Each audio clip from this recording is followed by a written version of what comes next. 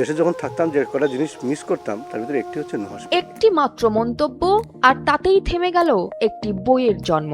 আমি কি আমার সন্তানদের বাবাকে বিক্রি করেছি? এই একটি প্রশ্নেই থমকে যান লেখক ও শিক্ষাবিদ গুলতেকিন খান। সম্প্রতি দেওয়া এক আবেগঘন ফেসবুক স্ট্যাটাসে নিজের না বলা গল্প সামনে আনেন বাংলা সাহিত্যের কিংবদন্তি হুমায়ুন আহমেদের সাবেক স্ত্রী। যুক্তরাষ্ট্রে ৩ মাস অবস্থানকালে ব্যক্তিগত কিছু স্মৃতি লিখতে শুরু করেন তিনি, যেখানে উঠে আসে তার পরিবার, শৈশব এবং ২৮ বছরের দাম্পত্য জীবনের গল্প। পাঠকের আগ্রহে তৈরি হয় বই প্রকাশের পরিকল্পনাও। সবই ঠিকঠাক, কিন্তু হঠাৎই একটি মন্তব্য যেন সবকিছু বদলে দেয়। আর কতদিন আপনার সন্তানদের বাবাকে বিক্রি করে খাবেন? এই একটি বাক্যেই বাকরুদ্ধ হয়ে যান তিনি। মুছে ফেলেন পোস্ট এবং বন্ধ করে দেন লেখা। অনেকবার মন খারাপ করে নিজেকে প্রশ্ন করেন, তিনি কি সত্যিই তার সন্তানদের বাবাকে বিক্রি করেছেন? কিছুদিন পর আবার লেখায় ফিরলেও মনের ভেতরের দ্বন্দ্ব এখনো কাটেনি। আর ঠিক তখনই সামনে আসে আরেক বাস্তবতা। ছেলে নুহাশ হুমায়ুন মাকে সতর্ক করে দেন। তিনি বলেন, লেখাগুলো ভালো হয়েছে,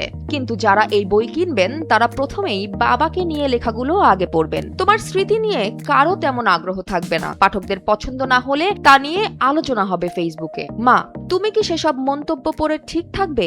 শেষ পর্যন্ত সিদ্ধান্ত নেওয়া হয় বইটি আর প্রকাশ করা হবে না, কারণ কোটি ভক্তের ভালোবাসার মানুষকে ঘিরে কাউকে আঘাত দিতে চান না গুলতেকিন খান। তিনি জানান, যদিও বইটিতে তার সন্তানদের বাবাকে নিয়ে একটি লেখা ছিল যেটি বিতর্ক সৃষ্টি করতে পারে, বাকি সবই ছিল ছোট ছোট সুখ স্মৃতি। তবুও তিনি বইটি আর প্রকাশ করবেন না, তবে তার বাচ্চাদের জন্য কয়েক কপি করে তাদের হাতে দিয়ে যাবেন। এছাড়াও অতীতের সব কষ্ট তিনি ক্ষমা করেছেন বলেও জানিয়েছেন।